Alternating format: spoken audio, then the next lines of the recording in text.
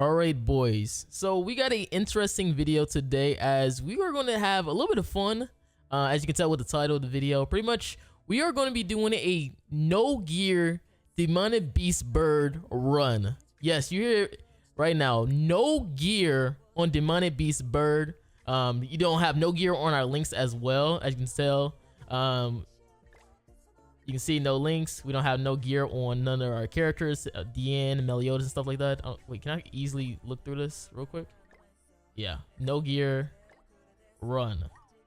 Now, the reason why I did this video is because of Twitter. Like, we had this viral post tagging a lot of the YouTubers saying ungeared bird is 100% possible, and he tagged Nox, Speedy, Amazing, and me. He said had this dumb idea to give this a go, and I managed to do it even with some bad pass RNG, all because I managed to blitz for 3 phase 4 in a single turn. Therefore, keep taunting. As you can see, he's doing this with no gear. CC is a little bit under mine, which is crazy. And yeah, he beat it without using any gear. So we are going to do that today as well. Hopefully other YouTubers also showcase this, because I think it's a pretty fun challenge to do to see if it's possible to beat this without having any gear. And I wonder if it'd be like heavy RNG based or a little bit easier, because we do have Miguel's relic and we also have Golter's holy relic, so maybe it might be easier with their relics. And of course we're using the demonic bird set, which you get like 20% increased damage and stuff like that for demonic beast. So hopefully this all works out. You know, make sure you guys like and subscribe again. We're trying to make sure we get to 30k, so you know, support all that good stuff, and let's have some fun. All right, so let's get into this. Obviously this is gonna be pre-recorded gameplay, as let's be honest, it's gonna go super slow if I just do regular gameplay with me just talking over. I like to make it speed up a little bit, just because I like to try to think as much as possible on my plays. Not gonna lie to you, I like to think as much as possible with my plays on this, especially because this is my first time trying to do this with no gear. Now, I was a little bit interested on the first phase because I was trying to figure out how will I be able to get through the last phase. Now, if you don't know, the last phase pretty much, he gains an insane amount of defense related stats, which a lot of players used to have a lot of trouble with, because let's be like, this man's defense goes bonkers, so it's very hard to go against that. So what I thought to myself is I probably need to do is just save up Meliodas Amplify card, and then once I get to like phase 4, I could try to proc Golter's holy relic, which you don't know is going to boost my attack related stats by 25%, which with Meliodas plus that holy relic will allow me to pretty much hopefully cap damage. Now we just trying to get through the other floors as simple as possible. Again, this one is the first floor, so this is a lot easier to get through all the phases. I'm just really trying to make sure I don't take too much damage from my characters while also trying to heal. That's why I'm trying to like throw away some cards just so I can try to get another DN stance, because on the phase 3 he can remove buffs, and I don't want him to go for Meliodas. I need Meliodas for the nuking for the last floor. That's the last floor, last phase. So I gotta make sure he doesn't get his buffs like gone. So as you can see, I'm just trying to like dish out as much cards as possible to get to the next phase. Again, we just want that stance so we'll be able to not lose buffs, because he might go for Meliodas. Let's see, do I get a stance? No, I do not. So I just try my best to get through this, as I just waste my ultimate as well. I'm over here trying to decide on it how I want to use my cards and stuff. Now I just hope that he doesn't like take away my buffs at this moment. Again, this is where you gotta really watch out. That's why I wanted a stance, and he went for Miguel though, which is very good for me, because sometimes he can double attack like that and just remove 2 characters buffs at the same time. But he opted out for double AoE rather than to take away 2 buffs. Now pretty much I just try to like get rid of him as soon as possible. because I'm trying to go for that. Remember, Gold Throw having his Holy Relic at the same time as I'm spamming my Amplify cards. Trying to do cap damage. So we got the Gold card. That means we got the attack boost. I used the silver card. Now, I don't know if this was a good play for me to use the silver card or the worst thing possible, because I ended up you end up losing out on Amplify cards. And I feel like if I would have just saved it, I probably could have did a lot more damage afterwards and didn't really need too much of saving. Because I only have a 3/6 Meliodas Cleave card. Like, usually 6/6 you can just get like cap damage all the time. But because I'm pretty much 3/6, it's garbage. All right. And Deanne does damage because of her passive, and I was lucky enough to get a silver card from Meliodas, which kind of saved this run for my Amplify, because obviously once I crit, I'm gonna do cap damage. I was a little bit worried that I might not, but after seeing how many buffs I have on Meliodas, I think it really made up for this last hit. But then again, if I didn't get that, then he's gonna lose the defense buff afterwards, and then I get like an infect on me. So I wasn't really too worried about it, especially because I could heal the next next floor. Now we're going to the next one. I kind of did this pretty easily. Like, after the floor 1, I think floor 2 comes a lot more easier. I guess the worst one is going to be like floor 3 through all this. I feel like floor 3 is probably the worst one, just because he does so much damage. And I'm doing this without no gear, guys. Remember, guys, this is all, like, the damage you see here is just me using no gear.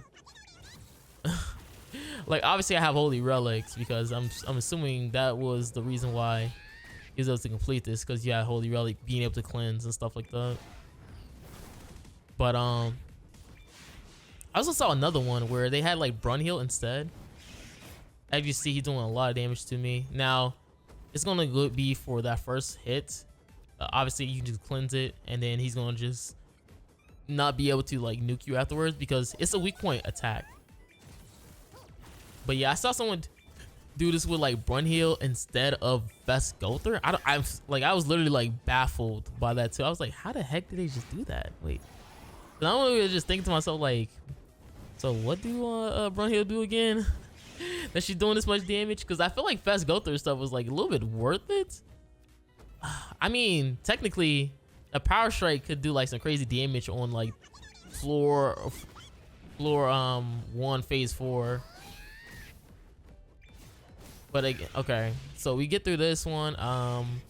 We got a okay-ish passive. I'm not gonna lie, I didn't like this passive. Like, obviously the best one is when he gets like ult gauge and stuff like that, so you can pretty much have a chance to like stall a little bit with your team. So you can see, I'm just pretty much trying to get rid of some cards in my hand, because I got pretty much dead hand, because I have a lot of stances and cleanses, which you don't really need. Like, I wouldn't try to do as much damage as possible just to get through this. You don't know what could happen, especially because I'm running this with no gear. And I feel like we did like decent amount of damage on this one.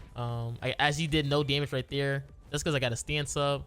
You always want to make sure you have a stance up when you're dealing with floor 2 phase 2, because he does have a special attack card where if you have a stance, you won't get nuked. But if you end up not having a stance and he attacks with the AoE on floor 2 phase 2, then you pretty much get nuked. So you gotta be very careful with that.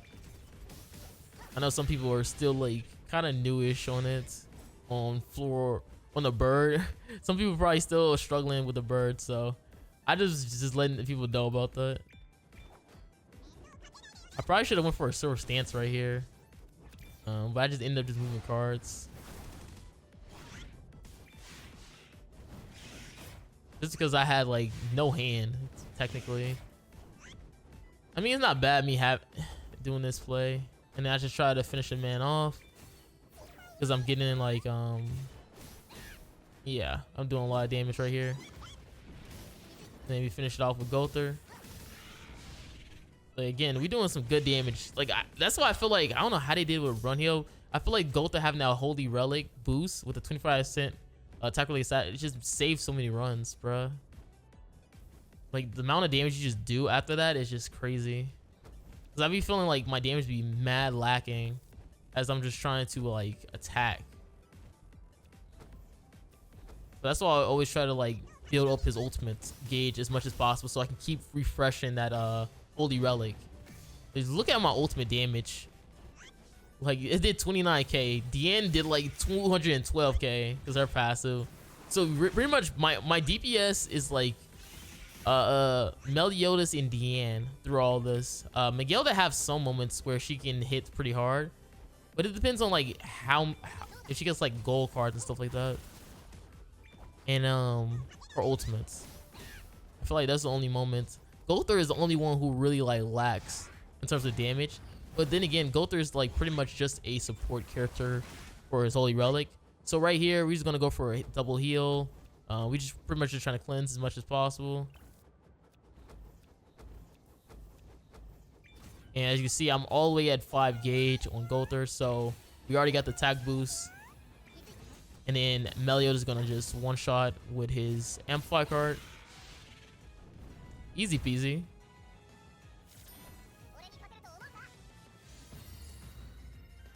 Easy peasy. All right, so now we're on the my favorite, floor 3. Now I'm not gonna lie to you, I had a whole bunch of terrible runs with floor 3. Now if you saw on floor 2, I gained that HP passive, which pretty much decreases your HP based on I think the defense or something like that. I think either the defense or attack. So my HP right now is cut to like 30k, and that passive is pretty terrible because this thing hits like a truck. So you have to get moments where you either keep stacking your damage reduction, or you get like multiple heals so you can increase your stats. Or you got to get lucky and he doesn't hit you with like a silver card, with multiple silver cards. Because I have had moments where he just hits you with like 30 silver cards, and I'm just sitting there like, what do I do? Again, I was lucky enough to get the get this decent passive, rather than the other one where it reduces your stats and stuff like that, where it's like that sword one where you get like, it's like a sword and skull, and it just gives you like mad debuffs every turn. So you can see right here, all you had was bronze cards, so I was kind of saved. Now now what I'm doing right here, I'm pretty much just stalling. I'm going for a good stance as well, which is the silver one, so I can keep increasing my HP a little bit. And we also can go for our ultimate afterwards, because my DN can obviously heal us up back to full HP. And I'm also trying to like make sure he doesn't get his ultimate gauge at all. So I'm going to probably go for Gother holy relic. Remember, we get that 25% attack release stats boost right here, and that means DN gonna hit like a truck, giving us a full heal on our characters. And this is where he AoEs, pretty much removing all the debuffs, which kind of saved me a little bit. I'm just going to heal, ult, and I think I just ult with Miguel right here. Now, you're already saying, like, Marilli, you kind of wasted your ultimate right here. But I just wanted to, like, build up her gold card. Because remember I said before, her gold card can actually do damage as well alongside her ultimate. So I didn't really mind it. Now, this is the reflect one. Where he gets like a reflect. The reflect one isn't too bad. Like the reflect is like decent because obviously you get like chip damage on you and stuff like that, but it's manageable. Like as long as the passive is manageable, it's okay. And the reflect one isn't too bad, especially when you got a character like Meliodas who ultimate can remove it. And honestly, to me, I just felt like it just felt like it didn't exist, these the reflect. So we're gonna keep building up our stance. Now in this situation, I'm pretty much just trying to save up my Meliodas amplify card, just so we can just speed run through floor 3, phase 3, and then possibly, hopefully, phase 4 if I keep getting Meliodas cards. I feel like this run really like determines if you get like, I feel like it's all based on how many Meliodas cards can you get. So I feel like Meliodas and then getting Gother holy relic procced is your best option. So that's why you see right here, I'm attacking while you get the gray buff. Now, if you don't know what the great buff does at this situation, it pretty much gives you like a Gother's Dissolve debuff since you attacked. And I put that on Gother just so, since I'm with the 5 gauge, I keep my Holy Relic, and if I need to, I can just keep restacking it. So you can see I gain a lot of Meliodas cards, which is great. Now, I think this is a run where I pretty much reset. Now, I reset because I was like, man, I should really save these Meliodas cards. I like a lot of you. Like, I reset because I was like, yo, man, I should really save these Meliodas cards after seeing this damage. Like, I was hitting it like basically cap with no gear. And there goes the reset. And I just said, yo, forget it. I'll just get rid of him as soon as possible. Because he does on this phase, he gives you like a great